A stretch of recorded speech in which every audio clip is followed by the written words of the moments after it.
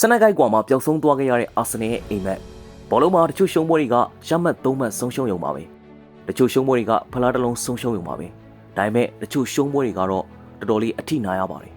ဘဝတစ်ခုလုံးမျိုးဆက်တစ်ဆက်လုံးစောင့်ခဲ့ရတဲ့အိမ်မက်တစ်ခုကိုဆုံးရှုံးလိုက်ရတာမျိုးကြောင့်ပို့ပြီးတော့အထိနာရတာပါပဲအာဆနယ်အတွက်လည်းဒီနေ့ချန်ပီယံလိဖိုင်နယ်ကအဲ့လိုအခြေအနေမျိုးဖြစ်ခဲ့ရတာပါ2006ခုနှစ်မှာပထမဆုံးချန်ပီယံလိဖိုင်နယ်ကိုရောက်တယ်ပဲရစ်မြို့မှာအိမ်မက်တကားဝါထိရောက်ခဲ့တယ်ဒါပေမဲ့နောက်ဆုံးမှာလက်ဗလာနဲ့ပြန်ခဲ့ရတယ်အဲ့နောက်နှစ်ပေါင်း20ကြာမှအခွင့်အရေးပြန်ရတယ်ဒီတခါတော့တမိုင်းကိုပြောင်းလဲနိုင်မယ်လို့ထင်ခဲ့ကြတာပါပဲဒီတခါတော့အာဆနယ်ရဲ့နာမည်ကိုဥရောပချန်ပီယံလိစီးရင်နဲ့ထည့်နိုင်မယ်လို့ယုံကြည်ခဲ့ကြတာပါပဲဒါပေမဲ့ဘောလုံးကတခါတလေအရန်ကိုရက်ဆက်ပါတယ်တောင်တလုံးရဲ့ထိတ်ဆုံးကိုရောက်ဖို့တရားစီလုံးအချိန်ယူခဲ့ရပေမဲ့ထိတ်ဆုံးကိုရောက်မရောက်ကိုတော့ခြေလမ်းအနှဲငယ်နဲ့ပဲဆုံးဖြတ်တတ်ပါတယ်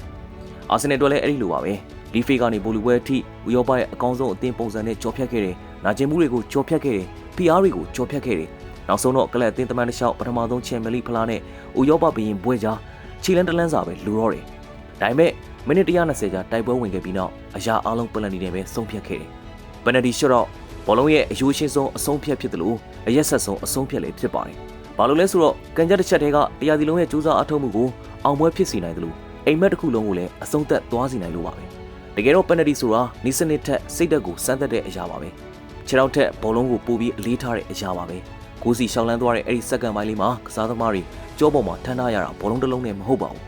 အသင်းတစ်သင်းရဲ့သမိုင်းပရိသတ်တန်းပေါင်းများစွာရဲ့ညှောင်းလင်းချက်ပါဒီသမိုင်းနဲ့ညှောင်းလင်းချက်တွေကိုထမ်းပိုးထားတဲ့ဖီယာဒန်ကိုအာဆနယ်ကစားသမားတွေမခံနိုင်တော့တဲ့နောက်ဆုံးမှာတော့ညှောင်းလင်းချက်တွေလည်းမှောက်ကုန်တာပါပဲအနိုင်ရှုံးဖြစ်ထွက်လာတဲ့ချိန်ကွင်းထဲမှာ PSG ကအောင်ပွဲခံနေတယ်အာဆနယ်ပရိသတ်တွေရဲ့မျက်လုံးထဲမှာတော့ဖလားကိုမမြင်ရဘူးလက်လွတ်သွားတဲ့ကိုယ့်အိမ်မက်ကိုပဲမြင်နေရတယ်ဘာလို့လဲဆိုတော့ဒီဖလားကနောက်ထပ်ဖလားတစ်လုံးမဟုတ်ဘူးဒီဖလားကအာဆနယ်ရဲ့တမိုင်းမှာမရှိသေးတဲ့နောက်ဆုံးသောအပိုင်းစ